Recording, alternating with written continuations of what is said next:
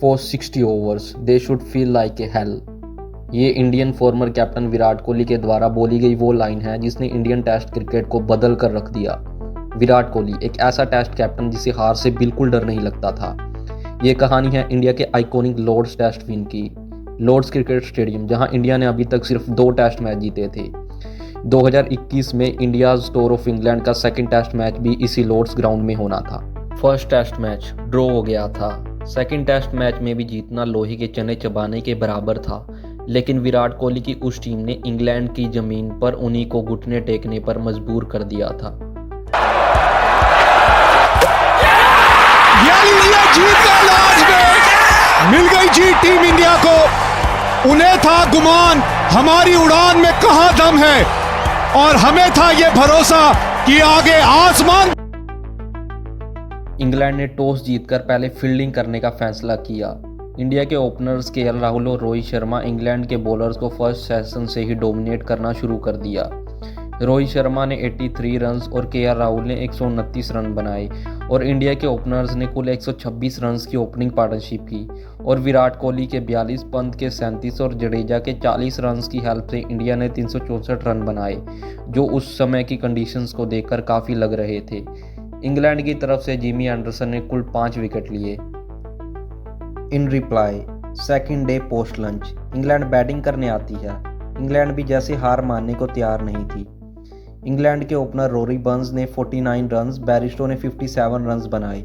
जो रूट तो मानो दीवार बनकर खड़े हो गए थे और रूट ने 180 रन्स की इनिंग खेली, जिसके साथ इंग्लैंड को लीड मिल गई थी। इंग्लैंड ने 391 रन बनाए और इंग्लैंड के पास 27 रन की लीड थी।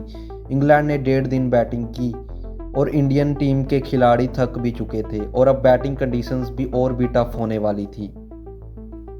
चौथे दिन के पहले सेशन से ही पिच ने अपना रूप दिखाना शुरू कर दिया।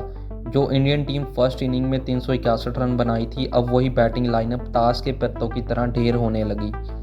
इंडिया का पहला विकेट 18 रन पर गिर गया और फर्स्ट इनिंग के सुपरस्टार केएल राहुल सिर्फ 5 रन पर आउट हो गए और रोहित भी सिर्फ 21 रन बना पाए।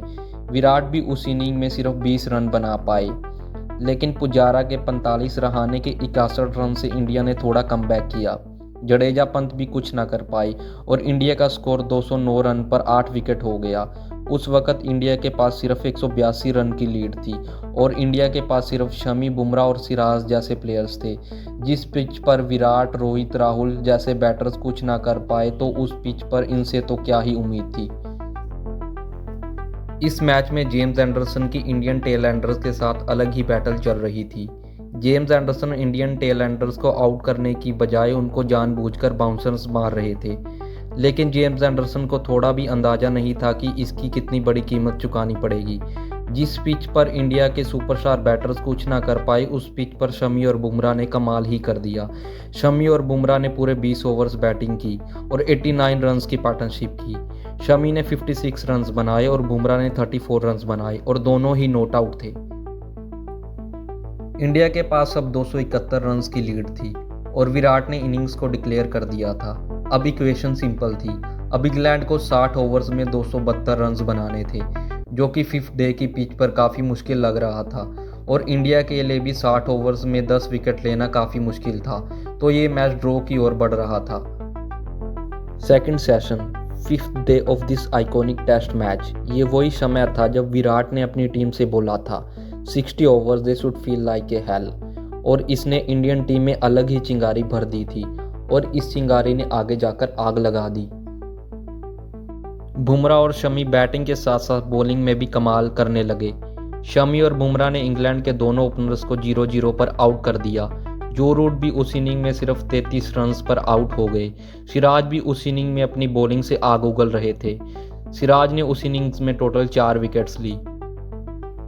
इस पारी में इंग्लैंड के 8 बैटर्स डबल डिजिट तक भी नहीं पहुंच पाए, जिसमें टोटल 5 तो डक्स थी। इंडिया को लास्ट 10 ओवर्स में 3 विकेट्स चाहिए थी, लेकिन ये काम इंडिया ने ऑलमोस्ट 3 ओवर्स में ही कर दिया और इंग्लैंड को बस 120 रन पर ऑल आउट कर दिया।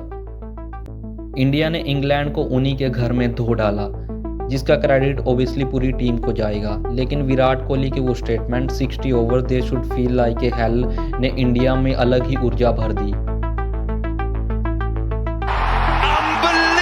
performance from India. They were up against it. England were favourites coming into day 5. Kohli and his men have just turned it all around. They win by